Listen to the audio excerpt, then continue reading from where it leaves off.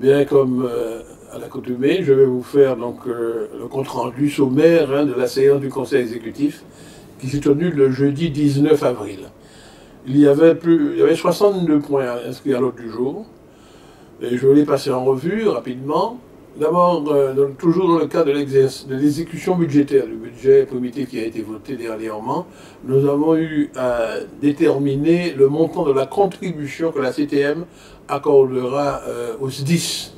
Évidemment, nous allons reconduire le montant donné en 2017 de 18 millions, mais suite à une demande du SDIS pour l'aider à reconstituer son parc de véhicules de secours, nous avons décidé d'accorder un peu plus de 2 millions supplémentaires qui va être notifié prochainement aux SDIS. Dans le domaine de la formation professionnelle, nous avons examiné une série de dossiers. Nous avons décidé d'accorder à 11 demandeurs d'emploi une aide individuelle à de la formation qu'ils vont faire sur place en Martinique. Il y en a un autre qui ira faire sa formation en France par l'intermédiaire de la DOM. Et nous avons eu à accorder des aides à des salariés en cofinancement avec leurs employeurs. Parmi ces salariés, 3 du secteur de la fonction publique et 2 du secteur privé.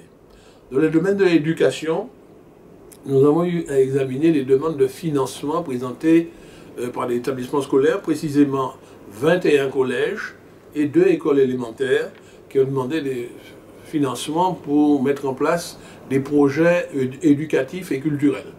Alors évidemment, les collèges dépendent automatiquement de la CTM, mais nous avons quand même examiné positivement la demande de 2 écoles primaires en leur donnant une aide. Et puis nous avions à examiner une proposition émanant du lycée professionnel de Dillon. C'est une proposition de dénomination. Et la proposition a porté sous le nom de Marius Cultier, qui est un grand artiste, et qui a passé une partie de sa vie dans un quartier proche de Dillon, quartier Renéville.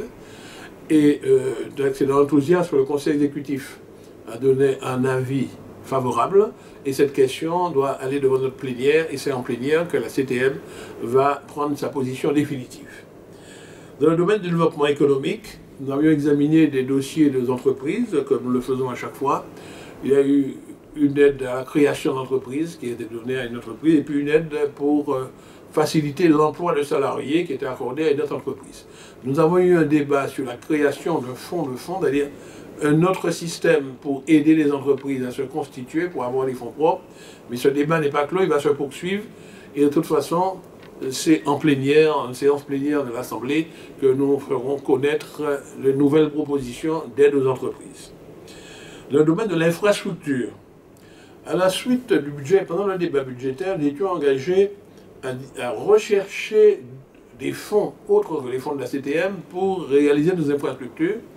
C'est ainsi que nous avons eu à présenter des plans prévisionnels de financement pour plusieurs de nos projets. Et dans les plans de financement que nous avons proposés, nous incluons des fonds soit d'Europe ou soit éventuellement des fonds d'État. Ça a concerné 11 projets que je vais citer pour votre information. C'est l'opération de protection de la RN2 au niveau du Carbet contre les houles cycloniques.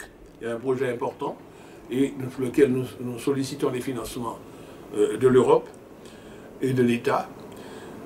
Les travaux de protection contre les inondations de la plaine de Rivière-Salée, en particulier de la RN sec, souvent inondée dès qu'il pleut.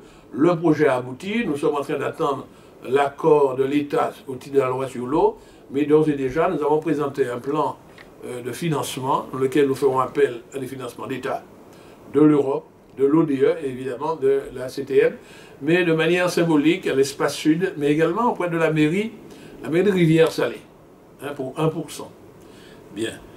Le troisième projet, c'est dans le cadre de la protection de nos bâtiments contre les risques sismiques. Nous avons un certain nombre d'immeubles pour lesquels nous avons fait un diagnostic et qui méritent d'être confortés. C'est par exemple l'un des bâtiments du lycée de la Jetée au François, le bâtiment G, qui doit être démoli et reconstruit aux normes parasismiques les plus récentes, lequel donc nous demandons à la fois des aides européennes pour le parasismique et des aides d'État. Mais également, Dans le cadre du lycée de Sainte-Marie, le groupe, disons le groupe Lac Auxiliaire, le lycée et collège, nous avons fait un diagnostic. Il y a une vulnérabilité sismique des immeubles actuels, après la décision de les démolir, mais de reloger ailleurs, au quartier Charpentier, les deux communautés scolaires du collège et du lycée, et nous sollicitons donc des fonds européens et des fonds d'État pour la construction de ces nouveaux établissements scolaires. Également, le cinquième dossier, c'est la protection contre les chutes de blocs de la route qui mène à Grand-Rivière. C'est la RD10. Il y a à chaque intempérie des blocs qui s'écoulent sur la chaussée et qui coupent la circulation. Nous avons étudié un projet de protection contre ces chutes, un peu comme ça m'inspirait des dispositifs qu'on appelle paravalanche, qu'on fait dans les routes de montagne en Europe, mais là, c'est pas pour protéger de la neige, protéger des chutes de blocs rocheux. Et le dossier est fin prêt. Nous avons voté le plan de financement. Nous avons financé à la fois l'État et l'Europe pour nous aider à le financer.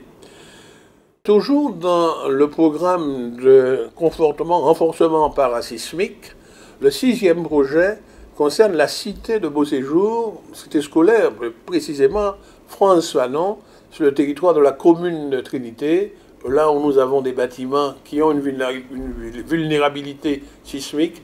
Donc nous avons présenté un plan de financement en faisant appel aux fonds d'État et aux fonds européens pour financer, avec les fonds de la CTM, ce confortement parasismique. Dans le cadre du programme de la maîtrise de l'énergie et des financements européens prévus pour ça, nous allons présenter une tranche de lycées, 12 lycées, sur lesquels nous allons renforcer leur autonomie énergétique par des panneaux solaires mis sur les toitures. Donc nous sollicitons des financements pour cela. De même, nous avons lancé les études de la construction d'une aérogare Basse-Pointe. Donc nous sollicitons des financements européens pour le financement de ces études. C'est un aéroport qui peut servir de secours éventuellement, mais qui pourra servir de lieu pour soit les avions de tourisme ou disons pour les écoles de pilotage. Également, le neuvième dossier, c'est une opération de protection contre la houle. La RD10, c'est la route qui est entre Saint-Pierre et Prêcheur, qui est fortement érodée au niveau de la côte. Il faut refaire les protections. Ça avait été fait par le Conseil général, mais ça a un peu vieilli.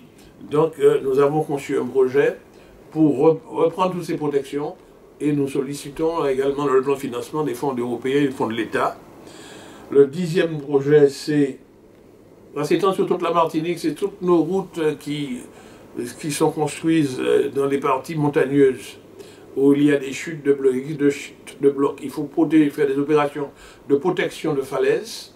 Donc nous le faisons par tranche de 1 million. Il faut savoir ça, 1 million chaque année que nous consacrons à cette opération. Mais nous avons décidé de solliciter des fonds européens pour nous accompagner dans ce financement entre maintenant 2018 jusqu'à 2020. Bien. Et puis, le 11e projet, je vais le conserver pour la fin, c'est l'opération emblématique, puisque nous avons décidé de reconstruire le lycée Schellcher aux normes sismiques, parasismiques les plus élevées, parce que nous voulons que le bâtiment reste debout, même en cas de séisme majeur. Donc nous sollicitons à la fois des fonds d'État, dans le cadre du plan séisme anti, mais également des fonds européens pour nous aider à financer ce projet, je le rappelle, qui coûte 60 millions. Donc tous ces plans de financement ont été approuvés, ils seront présentés en plénière, et nous espérons que l'Assemblée va les approuver, et ensuite ils seront adressés à la direction des fonds européens pour que ces fonds européens puissent nous être accordés. Voilà pour le domaine de l'infrastructure. Dans le domaine de l'environnement, nous avions 3 dossiers. Un dossier pour continuer à aider une entreprise qui recycle les VHU, les véhicules hors d'usage, disons les épaves. Donc ils avaient passé une convention en 2014 avec le conseil régional. Nous avons décidé de renouveler cette convention pour permettre à les aider à débarrasser tout le paysage martiniquais de ces épaves. Et puis, nous avons acté le principe d'une création d'une commission consultative pour le suivi, d'élaboration d'abord et de suivi du plan de prévention et de gestion des déchets de Martinique, le PPGDM. Et le troisième point, c'est que nous avons validé le principe de passer un contrat de projet avec le projet forêt d'exception pour la période 2018-2023 avec l'ONF en vue de la labellisation de la forêt départementalo-domaniale de la montagne pelée et des pitons de Carbet. Puisque vous vous rappelez, nous sommes dans un processus de labellisation, de classification patrimoine de l'UNESCO de ces immeubles, mais il faut les entretenir et il y a un contrat de projet avec l'ONF pour cela.